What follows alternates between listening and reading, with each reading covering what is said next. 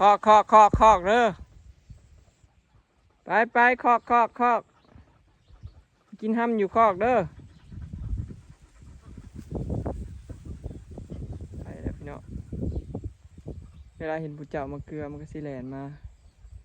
เขากินห้ำกินหัวหารอยู่ในหั่นล่ะเห็นปะคอก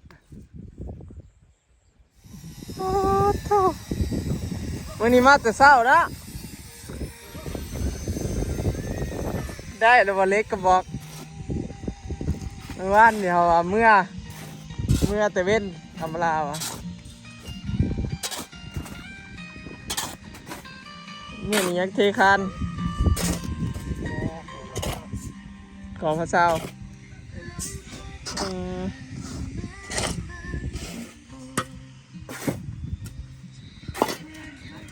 ยังสั่งแปรกับสั่งข้าวไปมาทำมา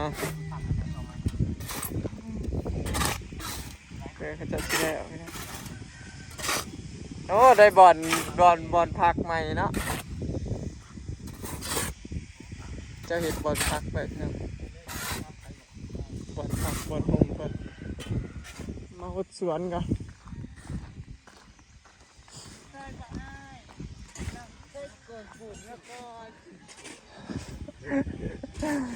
เอายุ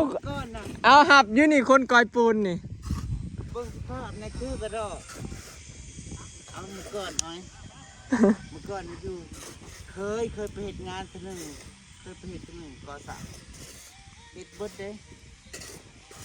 ปูนนี่ก็เคยไปตกระกรรมลำบากนะจังหวัดนี้ไปก้อยปูนแม่งสว่างเคยเฮ็ดสร้างไฟน้องไม่ต้องได้กินลูกหมูแล้วดึงสายไฟแล้วเป็นไปมาจังได้จังหวัดได้ไปเห็นงานแบบนี้ ผู้ชายเห็นในฟัวเป็นช้างหมดเลยในฟัวเคยเข้าแต่ตู้ไฟแต่ว่าพวกดึงสายไฟมีเฮ็ดมาสายไฟต่อไฟระดับไฟโอ้เนาะชุกโซนนี้ประวัติความเป็นมาบริธรรมดาแสดงว่าเขาทีมหมักต้นบัวแสงของเจ้าเขาว่างยาหมักบัวสิเจ้าเด่นอัมมาลาเด่นะเขาทีมลงไปนะเอ้ารอดเฉยหากมันซี่ลงไหมนี่บ่ได้ตายเด้พี่น้องบัวนี่บอยลองถิ่มเบิ้งลองมันเรือแต่บอยลองถิ่มให้ไม่ทำล่ามันติดเฉยเด้นะถิ่มมือขึ้นนี่4 ต้นนี่แหละ1 2 3 4เด้นะพอดีก้านใบมันขึ้นมาเนาะก้านใบมันอันนี้มันติดแต่นะพุ่งลงนี่กันเป็นแบบนี้เนี่ยติดตัวนั้นก็ติดหากตอนเขาถิ่มมือขึ้นมันบริจมเลยพ่อตื่นเช้ามามันจมประเด็นมันลงไปจับดินไปแล้วบ่ยาก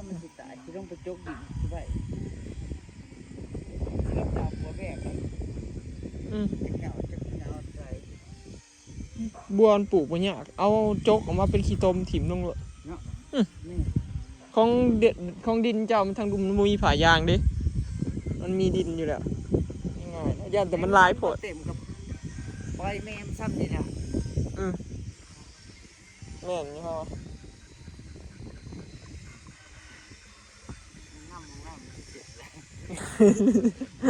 น้ำของน้ำจิเต็มก่อนบ่ถ้าน้ำเต็มนั่นมันจะไหลแม่นแหละมันหล่นไปพุ่นแต่นี้มันก็ยังซึมแต่นี้ไปเผื่อจะมันบกไว้ของน้ำเจ้านี่เขาบอกหับประกันเด้อว่าสีบเต็มนะเพราะว่าเขาเบิ่งจากน้ำแล้วเวลายามฝนมามันสิล้นนะคือจะว่าล้นแหละย่านมันน้ำมันขึ้นมาฮอดอันบอลอะไรยังก็บอลทอซึมทั้งเทิงอ่ะนะเพราะว่ามันสิถั่วเพื่อเทือนนี่เขายังว่า เลือกแรกเผื่อดินมันเจ็บมันอาจสิบ่ไปก็ได้พอพ้นยังบ่ทันตกใหม่ดินยังบ่เจ็บมันยังมีช่องโหว่ไปเด้แตกเขิบไป มันคือคันมันเปียกมันแฉะคัน อืม มันก็อยู่โตเนาะ แม่นดินมันเจ็บกันพุ่นแหละมันจังสิบ่ซึมไป ว่าเฮ็ดเงินกับบริมีบริยึดบริมีเสายึดเสาหลัก เป็นหยังเนาะ นั่นนะ สิเป็นหยังเดี๋ยวขอยสิมาหาปลูกอันนี้ก่อน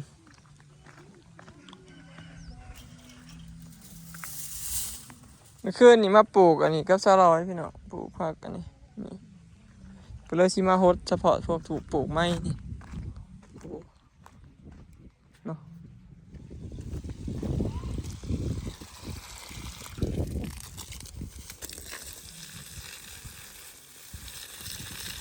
อันนี้กกหมอน้อยพี่น้องต้นหมอน้อยซาลอยว่ะมันเป็นยาเย็นแบบเย็นท้องเย็นหยังนะมันมาปลูกไว้แล้วตัวที่ปลูกใหม่นี่ก็สิฮดพี่น้องเอามาฮดปลูกใหม่นี่ละคืนนี่ก็ฮดอยู่แต่ว่ากลางเว้นมันแดดเนาะยามนี่ฮ้อนแห้งพี่น้องยามเดือน3เดือน4นี่ฮ้อนตับสิใหม่ตัวได้ปลูกใหม่ก็สิฮดเนาะแต่ละมื้อก็บ่ค่อยว่างเนาะพี่น้องเมืองบ่อยดอกฮดปัญญามมันแล้วเฮือนแล้วซ่านนี่ยังสิต่อก๊อกเนาะต่อก๊อกน้ำไว้ฮดจะง่ายสินะบอกว่าก็ยังบ่ทันได้ปลูกหลายหั่นนะพุ่นแหละฮอดยามฝนยังสิซื้อต้นไม้มาปลูกอีกอยู่แต่ว่าสิต่อก๊อกซะก่อนยามฝนพุ่นแหละจะสิปลูกมันง่ายไหมปลูกยามฝนมันบ่ยากฮด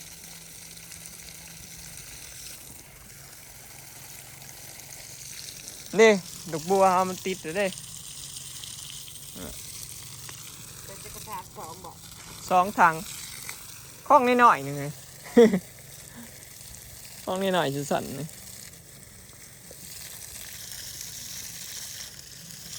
ว่างนะจะขอ หญ้า ปลูกหญ้ายังบ่ออกอยู่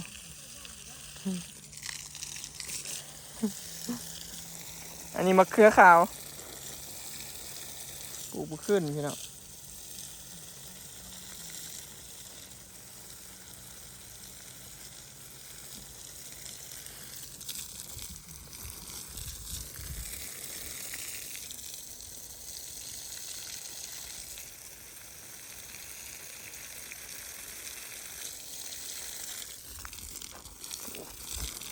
มันจะเขียวเห็นบอกคนบ่มาหดแต่ตายลูกพี่น้องต้องได้มาหดบ่หดเปอร์เซ็นต์หลอดยากงาน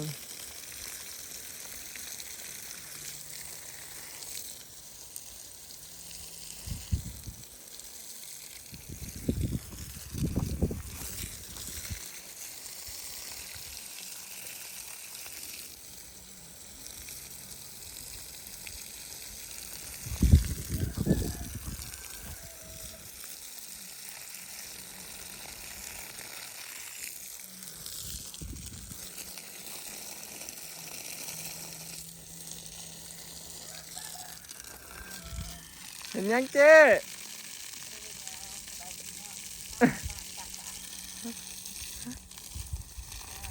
ทีมพอบ้านไปทางสร้างบ่ตะเลยไปเจ้าสร้างพี่น้องแต่ละมื้อน่ะเพิ่นน่ะอยู่เหงาง้อยผู้เดียว ลูกก็บ่อยู่ผัวก็บ่อยู่ช่วงเอาเมื่ออยู่บ้านป้าแล้วสบายหูเด้เราก็สิว่าโอ้ยจักหน่อยเฮาออกมาเจ้าสิลักไหลพุ่น จักเสียงห้องอลิศบ่ พดสปอร์ตต้นใหม่พี่น้องบอกว่าสิเผาเมื่อต้นกล้วยต้นนี้ก็อยากตายอยู่ผมนี่อยากตายบ่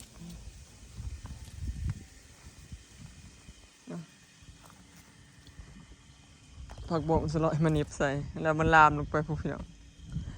ผูกเชือกไว้อย่ามันไป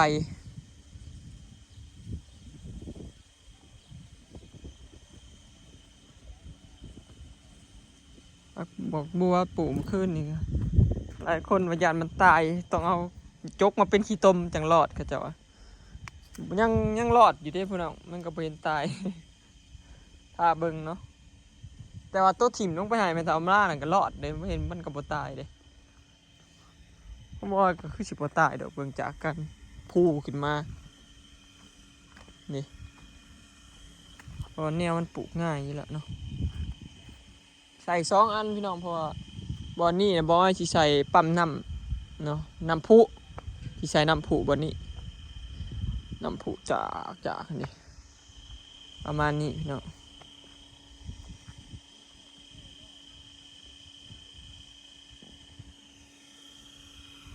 นี่ก็กกสมพุมันจะกกยังลืม ปลูกกันยังลืมพี่น้องแต่แท้เจ้าของแต่แท้ปลูกยังลืมเลย ลืมซื้อมันอันนี้เป็นกกมังคุดพี่น้องอยากตายบ่ค่อยอยากรอดอันบ่โหดหนำลีรออยาก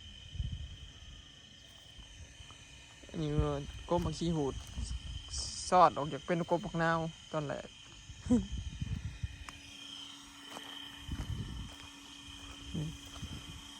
ประมาณนี้พี่น้องเครื่องปลูกบ่ยังบ่หลายปานใดเด้อันนี้ลำไยอันนี้มันเงาะแล้วตายละเราจะกกลำไยที่รอดปลูกเผื่อมันสิใหญ่พี่น้องปลูกยากเด้เนาะต้องรดน้ำเช้าแรงจังสิรอดอีหลีว่าอีหลีต้นใหม่นี่พี่น้องต่อให้ผ่านพ้น1-2พ้นก็ตามเนาะส่วนน้ำคลองนี่ก็บกลงหน่อยนึงน้ำนี่อยู่ดีแถวนี้น้ำดินดากนี่เนาะบ่ค่อยซึมระดับทิศก็ยังบ่บกนะโพน้ำมันหล่นออกมาจากท่อนี่เด้